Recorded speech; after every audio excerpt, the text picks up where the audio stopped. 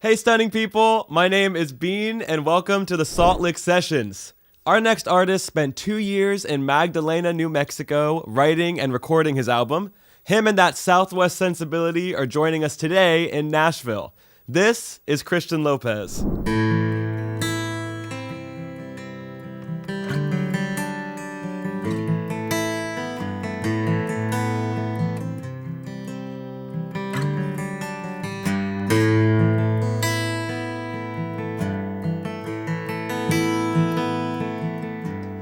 30 miles out in the Gulf Stream, I can hear them south winds moan. But the bridges are looking lower, the shrimp boats are hurrying home. But the old man down in the quarter slowly turned his head.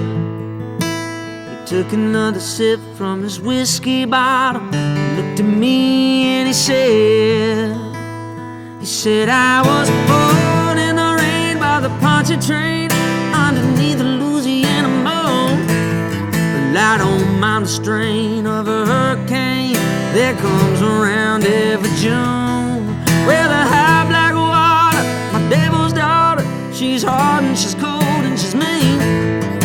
But nobody taught her that it takes a lot of water to wash away New Orleans.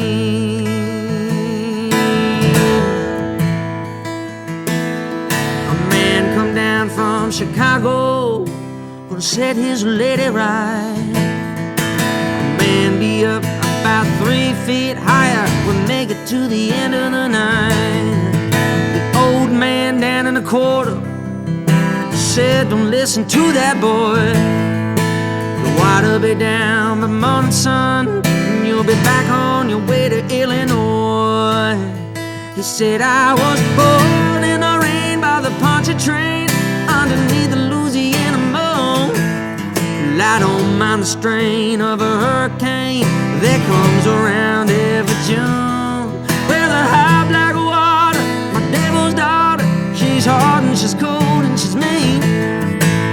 Nobody taught her that it takes a lot of water to wash away New Orleans.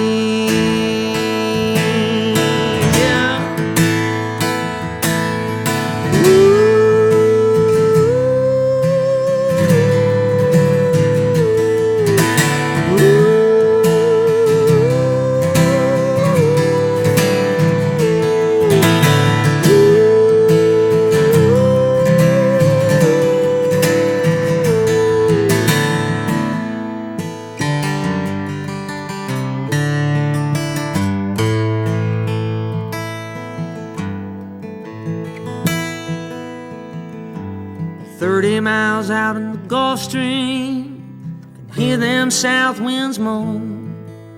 The bridges are looking lower, the shrimp boats are hurrying home.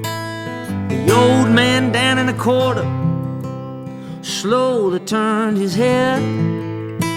He took another sip from his whiskey bottle, looked at me and he said, I was the Ponchatrain underneath the Louisiana moan. Oh, I don't mind the strain of a hurricane that comes around every June. Well, the high black water, my devil's daughter, she's hard and she's cold and she's mean. But nobody taught her that it takes a lot of water to wash away New Orleans.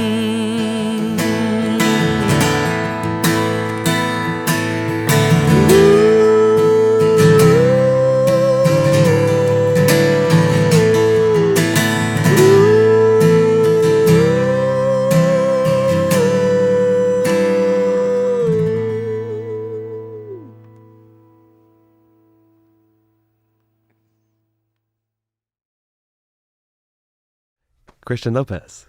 How you doing? I'm doing great. Thanks for having me. Welcome to Nashville. It's good to be here. Have you been here before? Yes, many times. Used to live here half the time, but now I'm in LA, so coming here now is just a nice, fun trip. Nice fun. Where are you from originally? Martinsburg, West Virginia. Martinsburg, West Virginia. How'd you get from West Virginia to the West Coast? Well, love, I guess. It sort of inched me west. I started coming down to Nashville right out of high school for music, of course, and just that industry sort of connected me with people out there, which is where I met my wife, who lives in Los Angeles, and now we kind of base ourselves out there, even though we have been living in New Mexico the last 2 years as well, working on this recent album. But we still kind of bounce around between the two, but LA is taking the cake. I hear you. Did you grow up in a musical family? My mother was a choir teacher and also a piano teacher at times, but my dad had a good record collection, so I like to think that the fusion of those two things led to putting me on that path of wanting to play something and rock. I hear that. And my brother was a snare drummer in the drumline, and my sister's a photographer. I love that. Are you the youngest? I'm the middle child. You're the middle child. Oh, okay, I knew there was something off. Gotta be that. Did you? Who was some? Whoop, got stuck on that. What are some of the records that your dad had that you remember? Oh well, the ones that changed my life were, if I'm being honest, AC/DC was what made me want to pick up a guitar. The spirit. They had that rock and roll spirit to the core. I mean, that was the life changer. As far as everything else, the band, Johnny Cash, Willie Nelson, and just a bunch of classic rock, CCR, Van Halen, just everything that was screaming guitar and just getting your kicks, So that's really what I grew up on. And when it came time to, that I could actually start playing my own music and, it was old enough to go do what I wanted to do, country and old school country is sort of what swept me off my feet and got me into songwriting. And, so that's kind of what did it. When did you start writing songs? When I was around 14, 15 years old, high school, when you have something you can when you finally start to get a little bit of perspective, it's not the right perspective, but it's some perspective, and you just start writing about it. And I didn't know what I was doing. I just knew I wanted to do something. Something, go somewhere. Do you remember your first song? Yes. It's called Will I See You Again, and it was also my very first single and release that came out. I just discovered this came out on my wife's birthday in 2014. I didn't meet her till years later, but that record and single, my very first release into the universe, October 14th, 2014. Will I See You Again? Serendipitous. It is serendipitous. What do you think you would tell the 14-year-old you that released that song now? I'd tell him to keep doing what he's doing, and just to have faith. Don't take no for an answer. It's always I feel like I have a couple times ever since Interstellar. I'm like going back to my younger self in the waves, going back like don't stop, So I guess I wouldn't tell him to change anything. You wouldn't change anything? No. No regrets. No regrets. No regrets. No regrets. One time I lit my brother-in-law's ass on fire with a blowtorch. I regret that. That one I do regret. Other than that, no regrets. I hear that. So you said that you lived in New Mexico for a couple of years. What took you there to write music? Well, it was during the middle of COVID. My wife and I, we tried the COVID puppy. That didn't work. We tried driving around all day. That didn't work. We're just trying to ease the mind. So for us, that is a bunch of crazy decisions and wacky ideas. We decided, hey, let's maybe isolate in the desert and try to be creative. Let's try to take creativity to the max. So we found a little plot of land that was the first place on Zillow we found. First listing that popped up. We flew out there. It was the first showing we saw, and it was as if the universe was sort of handing it over. So we jumped on it and went out there. Was a little town called Magdalena in southwest New Mexico, 10 acres, backed up to a national grassland. So there's nothing around us. My wife and I, we'd go outside and be naked every day, and I'd work on songs. She'd cook eggs. I'd light a fire. I'd ride around on my go-karts, dig holes. But I was just searching for the purest things. Just whatever just the purest forms of I guess my current just the current state. I hope you guys can edit these little things. I'm sure you can. But I was just searching for, when you put out your first album, you have songs that you acquire throughout your whole life. But your fourth album, every new album is like a dig for new songs. You got to search for them. So I just tried to tune my receiver correctly by putting myself in a great place, in a really sort of mystical place, and letting things come in. And that's what Magdalena, New Mexico allowed me to do, was to really sort of look in the mirror and just make things that were so purely me, unscathed from anyone else. And I think that's why this is my most satisfying album I've ever released. And I think the next one, we'll see where we do that. Maybe it'll be called Alaska. We'll see. I'm rambling. No, it's perfect. It's perfect. How would you say the sound was affected by the isolation that you had in writing? Well, in a literal way, the sound had a great, the casita itself, where we would live in, had a great effect on the mics. It was a tiled floor, adobe walls, it's all square and really open. So I think you can hear a lot of that room sound, that tiled room sound on the album. Especially in the guitars, on the vocals, even on some of the percussion. But also stylistically, I think there's definitely some more Southwest sounds, with some of the instrumentation, some of the things we did. So it definitely played a huge part. And now, as you continue to write and work on the next project, because we're always in the funnel. Always. What are you pulling most from the time in Magdalena as you're in LA writing? Because they're very different places. Very different. Well, you learn in Magdalena, you learn how to sort of separate yourself because you're forced to. So when I'm back in LA now, I just sort of am able to get my head into the same place, and that's the key. Just get to that place. Just give yourself everything you need to be the most comfortable, and keep the guitar close because you never know when it'll strike. That's how it is now. While I'm writing, the guitar is just on the wall, and every day I add a couple more words to what I'm. It's like a canvas that every day I just add one more stroke, and so I think it's forever changing. Honestly, I'm just glad Magdalena happened because it filled a big void that I think every artist needs to fill at some point, which is having a really unconditional piece of work. That just to get out of your system. Maybe I should go to Magdalena. Maybe so, man. Yeah. Go wherever your heart says to go and everyone doubts you. That's also where I learned my true friends were, because you tell everyone you have this big idea, and half of the people you tell are like, that sounds crazy, and I don't think you can pull it off. And then the other half of your friends are like, that sounds amazing. I can't wait to see you pull it off. So it's a good indicator too. For sure. How would you say that your West Virginia upbringing has helped you operate in the industry now?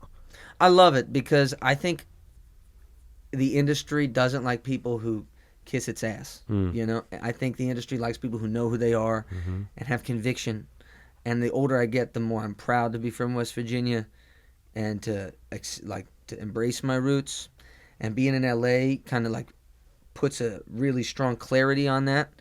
I like being the country guy in LA because in West Virginia, they always kind of considered me more less country because I was the musician who was out in the city playing. I didn't dress country, I didn't act country, but in LA I feel like the most country dude in the whole state. So it's weird, but I really do love it. I love coming home. It's beautiful, and I think we'll always have a place there. And I'm very proud to be. And I think my wife, she loves how we balance each other out perfectly because she's so Los Angeles and I'm so the country. Together we're probably a nice average American. You have the LA skin though. Well, when you're stuck in the sun. Yeah, I guess. Very what? Nary a pore on the face. Nary a pore. Nary a pore. I've never heard that word before. Poetic? Nary? I'm trying to bring it back into the public psyche. Well, I believe in you, man. Nary a pore. Thank you. You heard it here. Yeah. No, there it is. You talked about your dad's record collection. Are there any specific songs that were very poignant in you growing up? Well, AC/DC stimulated everything guitar for me. And before I was singing, I just wanted to be a guitar player. I wanted to just be a touring guitar player. So I'd say the song Let Me Put My Love Into You. It's a little disgusting. The guitar solo is the greatest solo on earth, I'd say, for me. Second to that would be Young Lust, also kind of disgusting, by Pink Floyd. Just the two greatest guitar solos of all time for me personally. So those were the reasons I would sit down with my Epiphone SG and just hammer things away in the bedroom, for years without knowing what I was doing, looking back now and realizing that it was all part of this plan. But I definitely put it on those songs. It's not a deep answer, but it is the true answer. Yeah. Not everything needs to be deep. It's true, man. Yeah, I'm with you. Where do you see yourself in 5 years? 5 years, I see myself doing my fifth Opry performance and, stepping off the Conan stage to go have sushi in New York City with my wife. Then we catch a plane, head back to L.A., where we go to our condo in Century City, and then drive around the PCH until my next tour with James Bay that kicks off in Oakland. Does that paint a picture? We're manifesting. Yeah. Yeah. I see it. Well, I'm excited for your future. I'm excited to know you now too. Thanks, man. I'm excited to know you guys. It's been a great day hanging here at Salt Lake. So thanks for coming in. Nice to meet you, Christian. You too.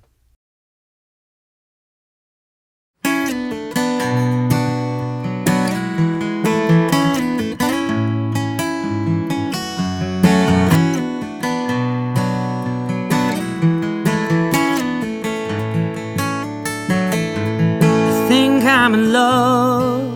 I think I knew from the start, like the flight of a dove, you cut straight through my heart. And now we're breaking the rules, we're skipping the lines.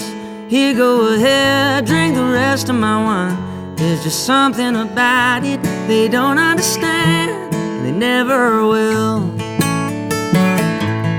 Lucky for me, I still got a dream. I know who I wanna be, and people ain't what they seem. But I'm moving ahead, I'm doing just fine. The voice in my heart's right all of the time. There's just something about it I can't understand, I never will.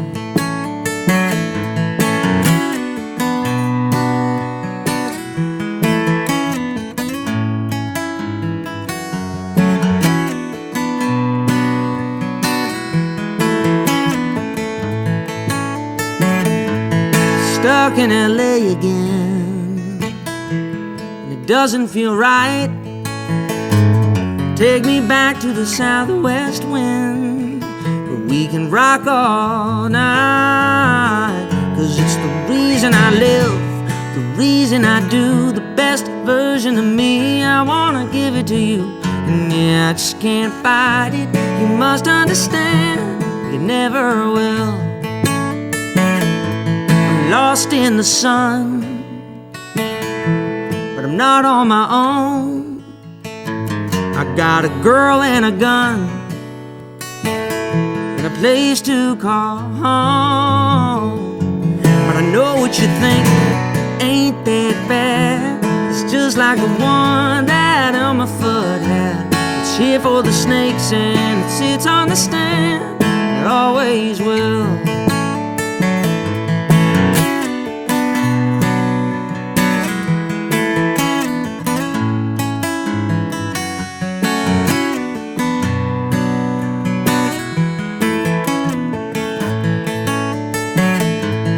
Lately I've been falling apart, till a voice from the sky comes straight through my heart, saying I'm good, saying I'm clear. Rest your head, I'll take it from here. There's just something about it I don't understand, and I never will. There's just something about it I can't understand, and I never will.